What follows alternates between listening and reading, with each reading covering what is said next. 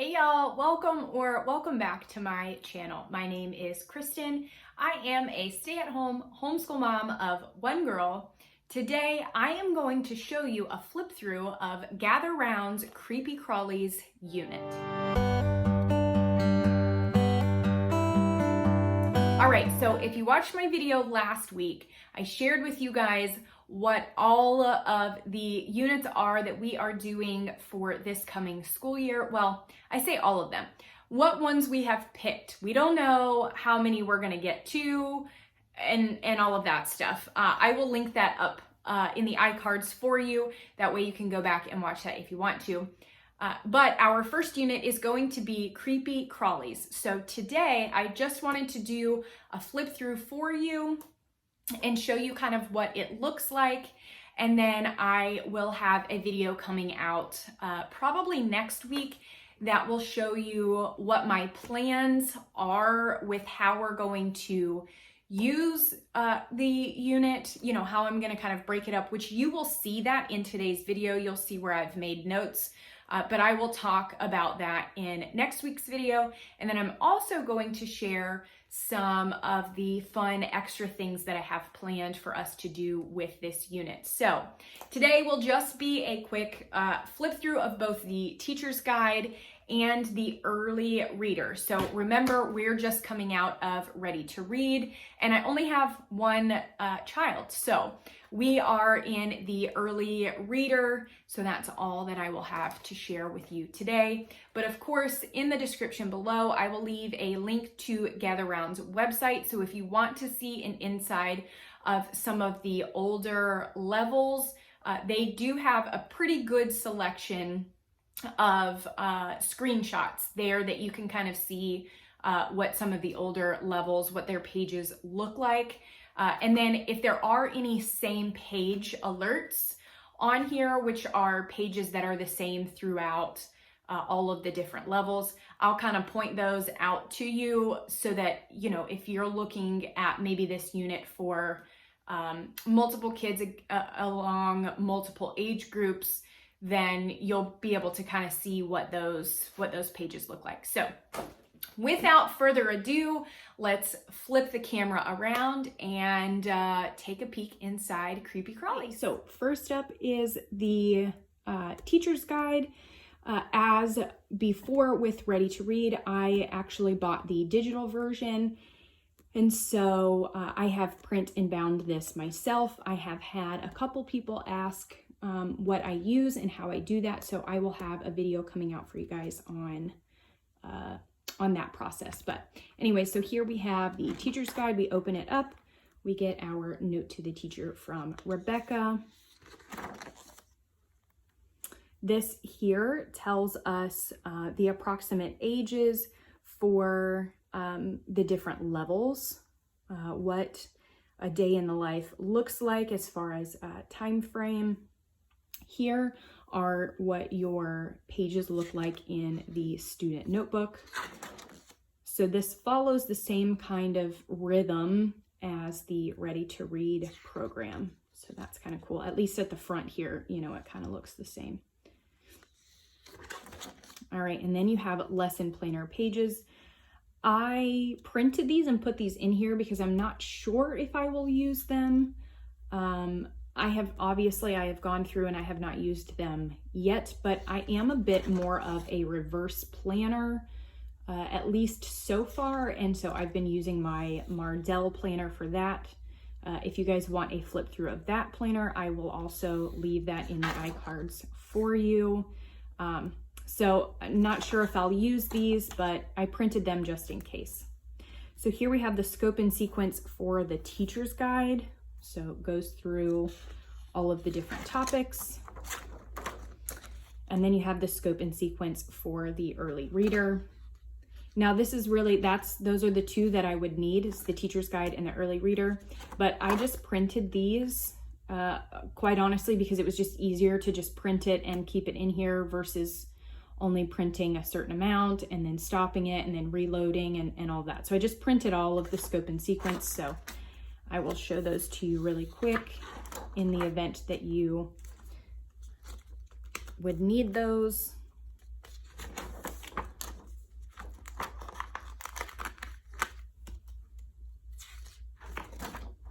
All right. And then you have your supply list. So these are the supplies that you will need for the experiments and things in the lessons.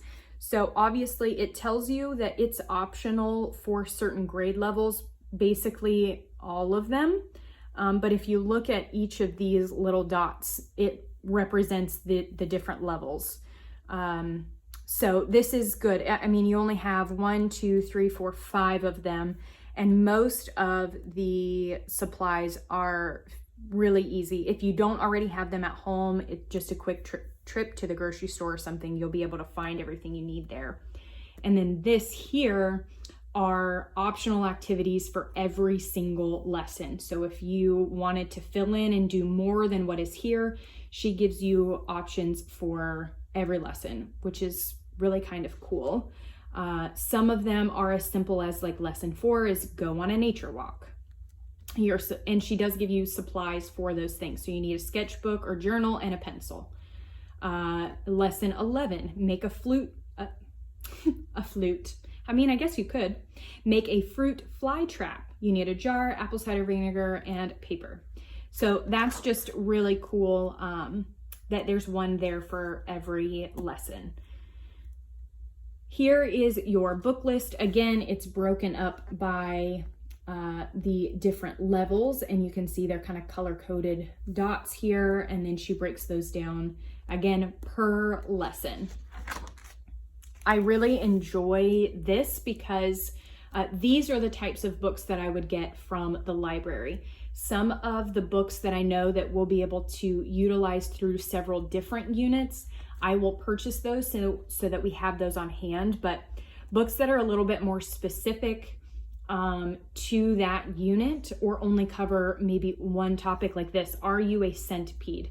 I'm sure we could use that across different ones, but I'd rather a book that has more in it, like the Big Book of Bugs. I'd rather purchase the Big Book of Bugs and then go to the library for Are You a Centipede? So just kind of my thought there. This one, the Ultimate Bugopedia, the most complete bug reference ever.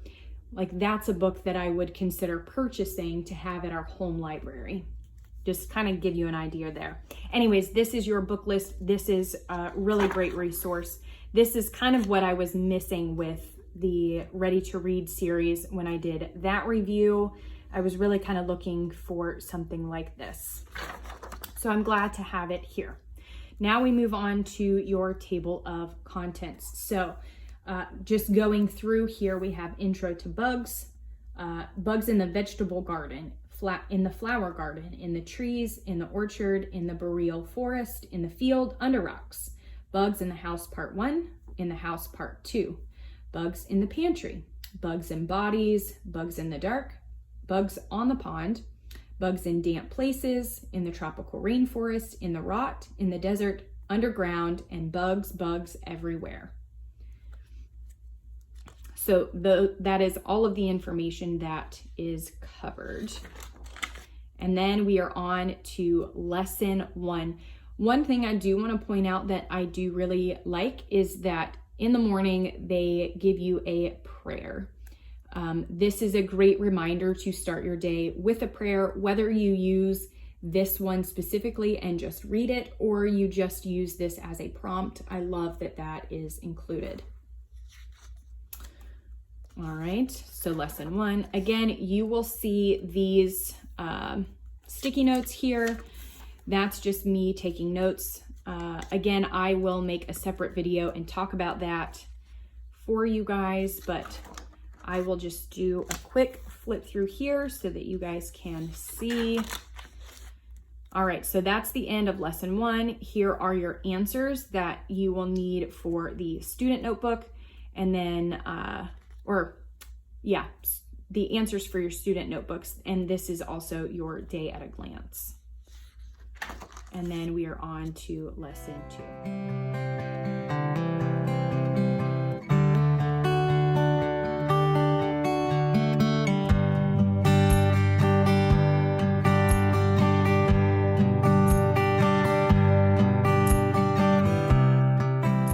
Here, I did want to of back up for a second. So in lesson 20, what I really thought was awesome with this one, and again, I'll talk about it more in the next video, but built into lesson 20 is the review.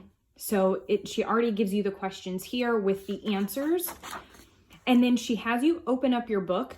And so you're working in your notebook while you're reading. And I really think that will work for us. With my little one being younger, I think it will really help her because it will keep her engaged and give her something to do versus just sitting and listening for 20 minutes and then doing pages. We can kind of break it up and do a page after, a 5 or 10 minute reading. So I really thought this was kind of cool that that's the way the last lesson was broken up, was to open your pages and kind of do it along with the readings. Okay. And then we move on to the appendix. Now I have printed out, here is our recitation. To be honest, I'm not exactly sure if this was in the appendix or maybe in the front somewhere, but I went ahead and printed it and laminated it. So you do have a copy of the recitation. Here are some maps, and maybe that's it for the teacher's guide appendix. And then obviously all of your resources. So that is the teacher's guide for Creepy Crawlies. So up next we have early reader. Don't mind my mishap over here. Obviously I was just moving a little too fast. Didn't mean to do that. So we're just gonna pretend like that's not there. Again, bound at the top. I love that. It just works really well for us. So I, again, will try and kind of show you guys all of the pages here with it, being bound that way. One thing with this one is this, I don't know what this little code thing down here is called. I know it has a cool name, but I don't know what it is. But from my understanding, you can take a picture of this and it will take you to right here. I guess maybe if I just read. It says you can scan the QR code. There you go. You can scan it below and it will take you to some additional resources from Gather Round. So that is really kind of cool. I'm not exactly sure what those resources are, if maybe they're videos or pictures or things, but we will definitely check it out. So here is your welcome letter from Rebecca. You have a cool coloring page there. Here is your table of contents, and it follows on the back. Here's a copy of the recitation. And now we are on book 1. So the project for this unit and for early reader, I don't know if this follows all the way through all levels, again, because I only have one and we are currently in early reader. But I do know for early reader, the project is this cool bug jar. And so the idea is that as you learn a fun fact, you write it on a piece of paper and put it in a bug jar, and then you can pull those out at any time and read them and do that kind of as a review. So pretty cool. Yeah, so this is your lesson 1 notebooking page. There is page 2. Here is a language arts spelling page. And then your 4th page is a Bible page. And then lesson 1, page 5. So it looks like there are 5 pages instead of 4 for the early reader per lesson. And then here we are on to lesson 2.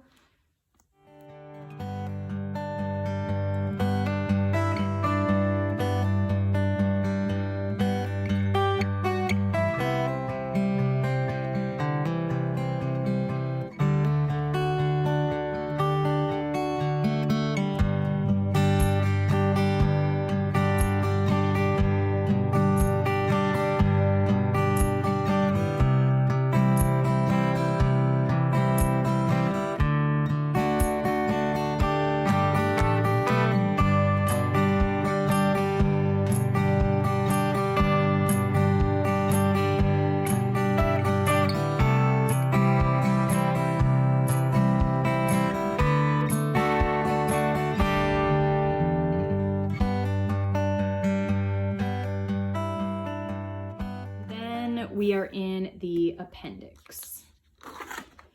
So these are, as you can see, bug jar facts, cut out 1 for each lesson. So you can cut these out. You can cut these out, starting at the bottom, working all the way up, and it gives them the lines that they're used to writing on for their facts. Pretty cool. So you get several copies of those. This is your recipe for the bark. You can either do a frozen yogurt or a chocolate. If I know us, we will do chocolate. And then you have your cutouts here for all of your different lessons. What's nice too is it tells you what it's for. This lesson on, this page of that lesson. So that's really nice so that you don't have to try and guess, which ones go where. Lots of cutouts, and then some kind of report. So we'll see what that's about. That's kind of cool. Pantry labels, scavenger hunts. Nice.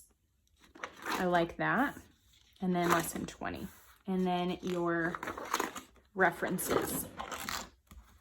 So that is the early reader for Creepy Crawlies. All right, so that is the flip through of the Creepy Crawlies unit from Gather Round Homeschool. As I said before, I will do a video of what we are adding into this unit, how I plan on utilizing the teacher's guide and the student notebook. We are gonna have to do some rearranging and things. And then I'm gonna show you some of the fun extras that I got to go along with the unit. So be sure to subscribe. If you click on the little bell, it will actually notify you when my new videos come out. So if you wanna catch that video, make sure you turn that bell on. And as always, thank you guys so much for watching, and I will talk to you soon.